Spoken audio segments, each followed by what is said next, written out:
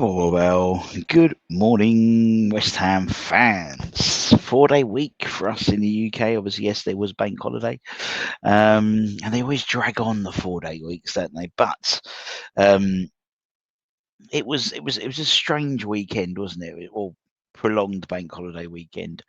Um, the Spurs game, I felt underwhelmed. Not as underwhelmed as I had done with previous games, I'll be honest. However, um, myself and Alex were talking after the game, and it didn't feel like a derby, and it sort of goes along with what we were saying about. I think at the moment the Premier League is pretty boring at the moment, to be fair, and it's something which I just. I mean, we've got less than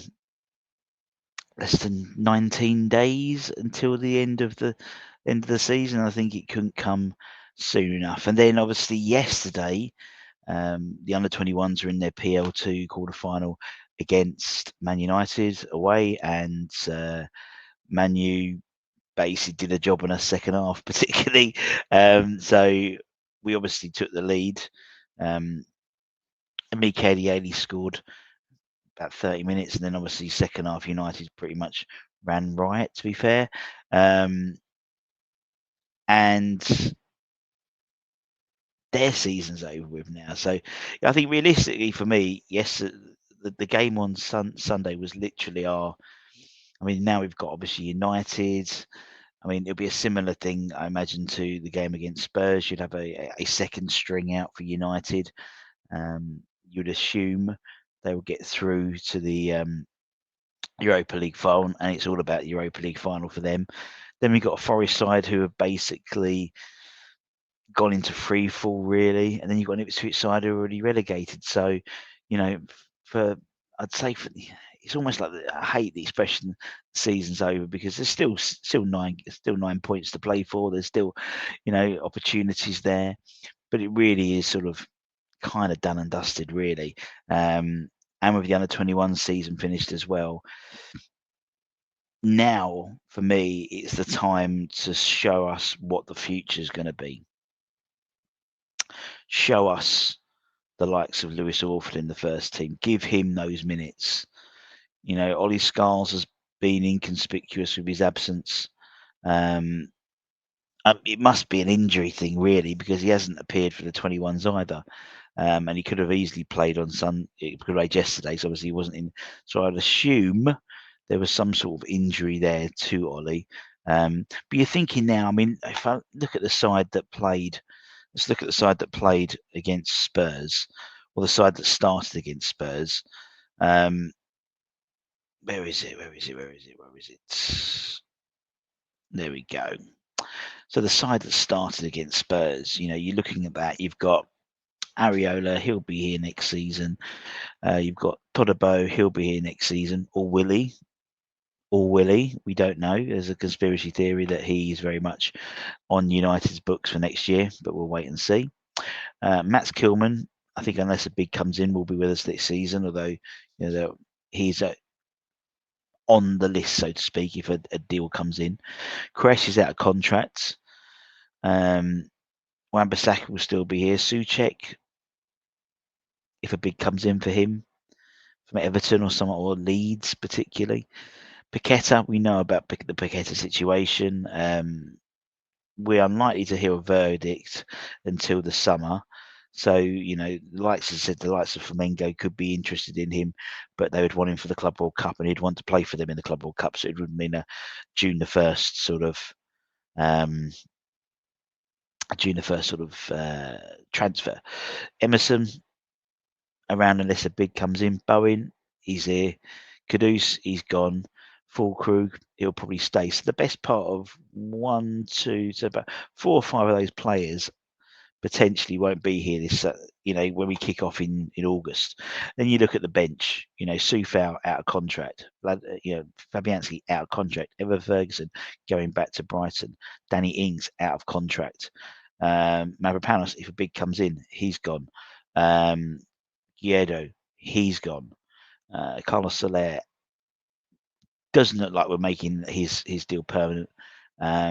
James Ward-Prowse, Obviously, he was Potter's man, but he's been on the bench. He was dropped for this game. So again, there's probably the best part of 6 players in there. So you've got to think now. With the under-21s finished, I think the 18s have still got a couple more games left. If I'm right, let me just check. I'm pretty sure the 18s have got a couple of games left of this season. One game, which is today. Then their season's over with as well. So for me, it's about now seeing to the future. Let's give us some hope. Although most people think we've got 2 hopes, Bob and No. But let's see. Obviously, we can't bring in the likes of any of the loans signings. I mean, case in point, yesterday, Regan Clayton, he was on loan at Dagenham Redbridge, but he played for the under-21s yesterday because he didn't play at the weekend, and he was sort of allowed to come back early for their sort of crucial, for the Daggers. Obviously, they weren't necessarily going to play him in the crucial relegation decider, really, yesterday. But let's see him. Let's see. Hopefully we get Ollie back. It must be an injury. Must be an injury why we haven't seen him around, not even on the bench for the last couple of games. But there's no one's really mentioned it. But I think it's time to see someone like Lewis Orford. Let's see him, see what he can do. I'm not saying start him, but let's involve him in the matchday squad a lot more now. Let's give him some minutes. Minutes at Old Trafford, minutes against Forest in the last game of the season. Give him that sort of end of season lap of appreciation type thing. But I don't know how many people will be hanging around, to be honest, following with this season. And then the Ipswich, let's try integrating some of these players in, particularly the guys who aren't going to be playing around. People like Guillermo Rodriguez. Obviously, there was no space for Edson Alvarez in the squad on Sunday as well. Speculations he's gone as well. We know there's going to be a massive turnaround. It's an open secret, despite the fact of how people downplay it. It's going to be, even 5 players leaving. Ever 25-man squad, that's 20% of your squad. So I'd say that's a reasonable turnover, and that's at the minimum, without players leaving, without bids coming in. Obviously, players coming into the squad as well. The likes of Freddie Potts. Obviously, he picked up. And that's what I might do tomorrow. Maybe I'll do like a loan assessment, and look through the loans, which ones have worked, which ones haven't worked, because I think that's quite interesting. And what's the next step? What's the logical next step for these players? But now we've got to see to the future. There's no doubt about it now. We need something as as loyalists, so to speak, something to hold on to go into the summer. Even if it's a first June bid for someone, although that very rarely happens. But I mean, something so we can see, because we've been down this path so often in terms of having a squad rebuild, and we're still rebuilding major parts of that squad into the season. So we've got an opportunity now to have the squad has been assessed. We know I have no doubt that players know what's happening. Who's going to be offered new deals, who's not going to be offered new deals, that type of thing. And now we've got to see, we've got this critical time to build it. So when they come back for pre-season, we've got the majority of the squad ready. We're not scrabbling around, but we know that's not going to be the case.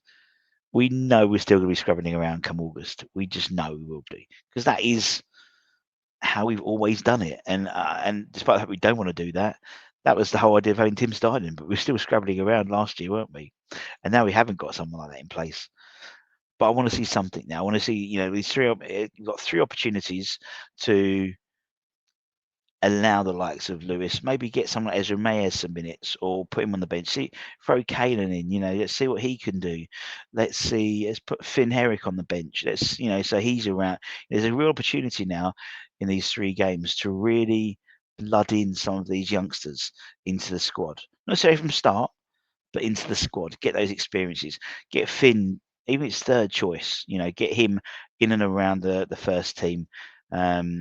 Mason Terry, I mean, he's had a fantastic loan spell at AFC Hornchurch. Players Player of the season, I think. Let's get him in. He can't be in because he's technically, actually, he's non-league. It's okay. You know what I mean? Let's see something, please, please, please, please, please, because we've got a whole big summer, and we want to bring along as many people into that in terms of feeling confident into the summer. I know none of us are feeling very confident at the end of the day. We're likely to finish 17th, which is by far one of our actually well it is. It would be the worst season without being relegated this in terms of positions because it is the last spot. But that's what I want. That's what I want. I want to see the future. I want to see, if you're gonna, I mean, yes, Sunday was interesting in the fact that he played that three at the back, which he tends to only really play away, but he played that, and and again, that's why I respect someone like Amarin. Amarin said, "Look, this is what I'm playing, and at least you can sort of see this is the system I'm going to play. I haven't got the right people in the right places yet." And the Man United fans, a lot of them are like, "Okay, yeah, fair enough, we get that. We understand what you're trying to do." That's what I want to see. West Ham fans are very clever people. They're very football savvy, I think, and if they can see what they're trying to do, then at least they can appreciate what the building blocks needed to make that happen. But at the moment, it's still a bit wishy-washy at the moment. Anyway, that's enough of my ramble. Take care. Stay safe. Stay warm. Stay humble. Keep the faith, my friends, and I'll see you soon. Much love, peeps. Have a lovely day.